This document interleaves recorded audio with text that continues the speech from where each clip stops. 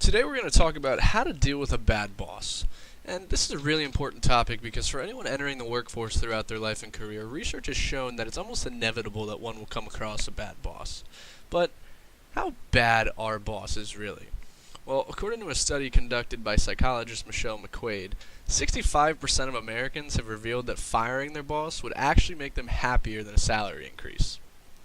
Of the respondents to Michelle's study, 55% say that they would be more successful if they got along with their supervisor.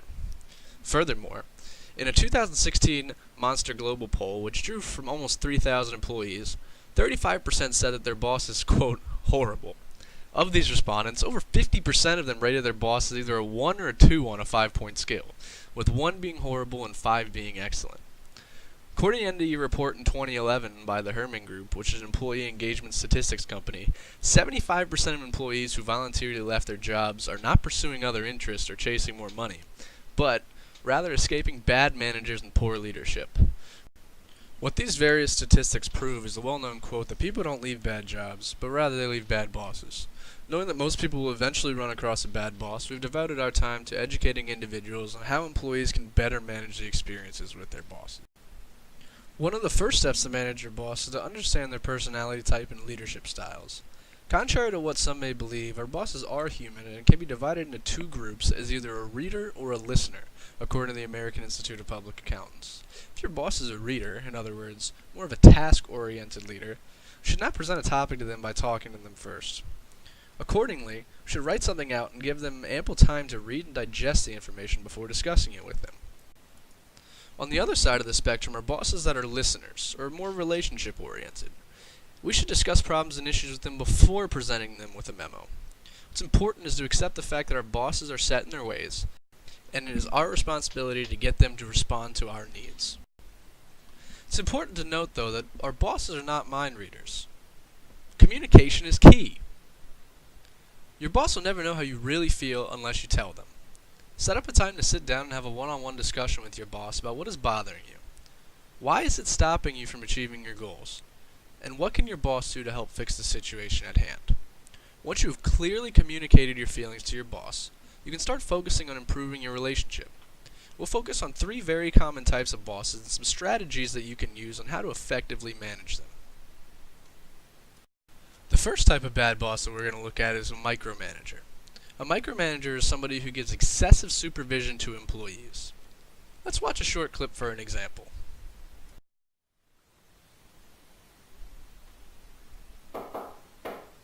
Yeah, come in. Eric, how's it going? Hey, boss, how you doing? I'm doing pretty good. You working on a project I gave you the other day? Yeah, I'm just starting to work on the spreadsheets a little bit. Why are you starting with the spreadsheets? I think that's where I should probably start. I mean, No, what you want to do is you want to start doing a research first.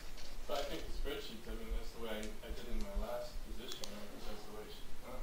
Well, because I'm the boss, I think that we should probably kind of start with the research first and then do the spreadsheets.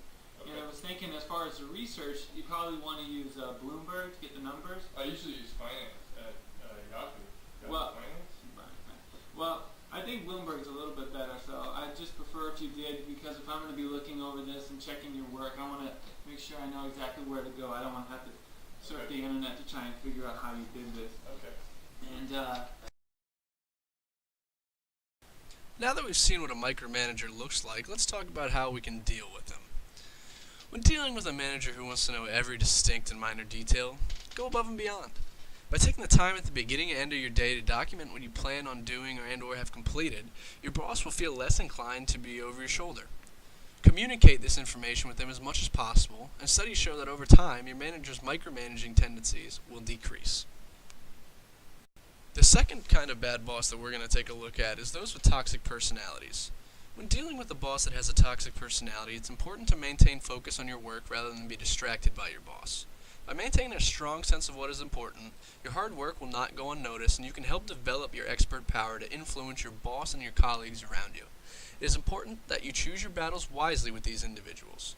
In order to survive a toxic boss, don't make the situation any worse than it has to be.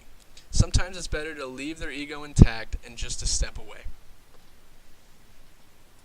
The third and final type of bad boss that we're going to take a look at is those that are underqualified. In some situations, bosses have been promoted for the wrong reasons and need guidance in order for them to succeed as well. Laying low is not the best tactic in this case. When dealing with an unqualified boss, we should work to establish a two-way form of communication. You need to prioritize your needs and translate them into terms your boss will understand. Similar to Hersey and Blanchard's situational leadership theory, Harvard Business Review discusses how employees can take a coaching leadership style as an employee when dealing with underqualified bosses who need assistance. Again, communication is key. Communicate effectively with your boss in order to understand their strengths and weaknesses and how you can contribute to their growth in their position. This will help both you and your boss have a better day. The Harvard Business Review has established some of the most effective ways of influencing your boss. Through research on the science of persuasion and an understanding of different power sources, HBR suggests adopting our boss's point of view as the best way to influence our boss.